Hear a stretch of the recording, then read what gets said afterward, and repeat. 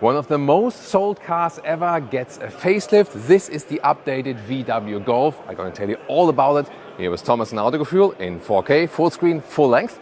Let's go with all the details. The most obvious change is the new VW logo that is illuminated. It has first of all this more retro styling, and then here the combustion engine models have this illuminated outline here, whereas the ID models have all the way everything in illumination, but I think both looks cool.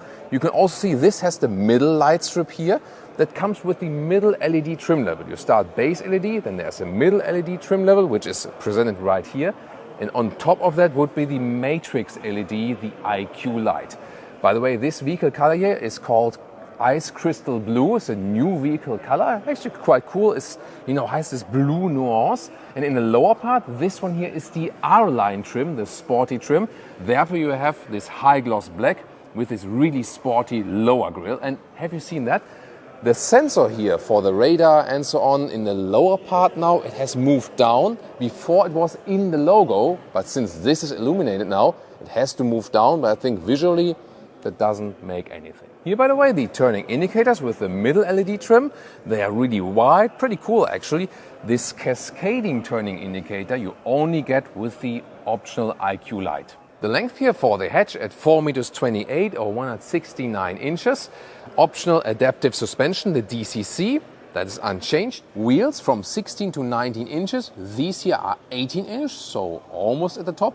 I think a very good compromise maybe between comfort and styling, also with this little bit aerodynamic styling. The R-Line badge and also other version badge like GTI and so on are now a little bit bigger and moved right here. And then once again this typical C-pillar, this is characterizing for the Golf. And what you cannot see with this very vehicle but will be available is a black contrast roof color here for the top, now with the Golf facelift. This here is the updated rear, also with a new light signature inside. In the middle LED trim, the turning indicator looks like this. Overall, a clean rear, and my favorite feature is, even here the R-Line, it gets a new lower bumper and a little bit more impressive, and no fake exhaust. So the Autogefühl fake exhaust police was successful. By your criticism and our criticism, fake exhausts were removed. So always leave your comments as feedback. The manufacturers will read it, and then we can all together change some things. I think it's a cleaner look here, especially in the lower part now. What do you think? And if you have the top LED option, the IQ light, then the rear lamps look completely different. They have this segmentation on the inside, and you can see when you hit the turning indicators, it is also cascading and follows these individual elements. That looks really spectacular. 구독, 좋아요, 알림 설정 부탁해요. Key fob, to me, too much high gloss black. You see the fingerprints and so on. However, the door closing sound, typical Golf, really solid. You can also see, with the rubber lips and so on. I like that. Inside of the doors is soft touch in the top part here. That's good. And then we have microfiber insert because this is the R-Line. Then here in the front cockpit, you can see somewhat soft touch also for the dashboard. This carbon fiber alike decor element, but the GTI with the facelift will get exclusive real carbon fiber on the interior as an option. And the seating position here with these R-Line seats, sporty with the integrated head restraint. They're pretty cool. Leather red on the outside, some microfiber situation. They hold you tight. At the same time, they offer good comfort also for tall people. And it's 6'2" or 1.89 meters for me. That still leaves some headroom. A panoramic roof is of course still an option.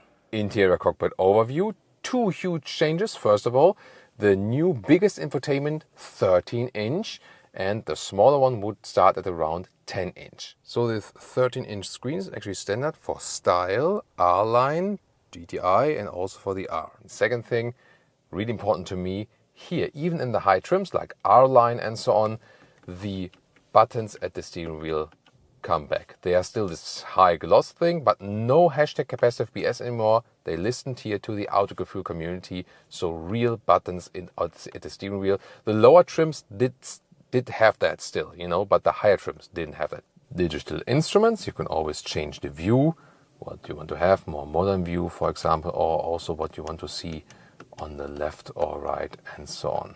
And you can also get a real head-up display that is projected into the windscreen. If you have this larger infotainment system, but both are large now, of course one of the biggest advantages is here the projection for Apple CarPlay and Auto is just larger and also available wireless. Then you have this main menu as a better overview basically.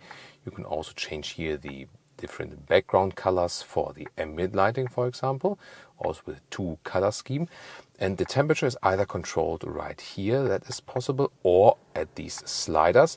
And these sliders here are now backlit even in the smaller version. And for me, important update, the inductive charging pad has now openings for cooling. Rear seats, hardpack at the inside of the doors, and legroom here behind these voluminous sport seats is somewhat limited here.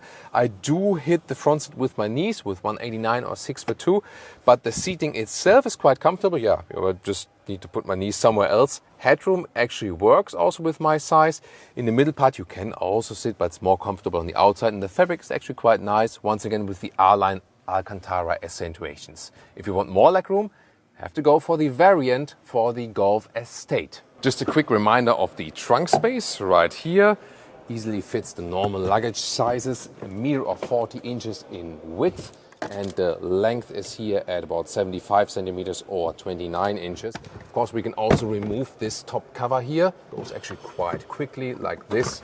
You can also have a better view to the trunk, and you can also then better grab over here to fold the seats. Also some very interesting updates as for the engines. First of all, since this Golf 8 generation we don't have any gas struts. It hasn't been changed with the facelift sadly. This is here the 1.5 liter E-TSI. That is a mild hybrid version of this turbo petrol engine, 115 or 150 horsepower. If you don't go for the mild hybrid, you can also get it in combination with a manual still. Then there's also the 2 liter TSI 4-cylinder, stronger engine, either with around 200 horsepower in all-wheel drive, or now 265 horsepower for the GTI version and 300 for the GTI Club Sport.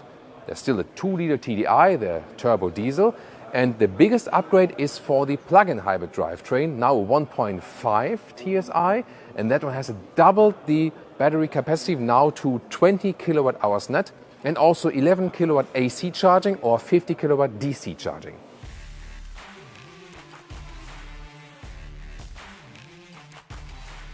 So after the Golf 8 has been launched, some people were really dissatisfied with the Golf, how it turned out and some of the features. Has this facelift now changed everything? I would like to know from you. Tell me in the comments. I think visually it works very well with the illumination changes, especially here in the R-line. On the interior, to me, the most important change is the quicker infotainment system. And it's larger but faster at the same time. So we have to test it also longer term if it works, and of course when we do another driving test and so on. I really like the seats here, especially also in the R-line. This is actually my favorite. Still, would I buy a Golf 8 or a Golf 7.5? I really like the Golf 7 facelift, so I would still be thinking definitely.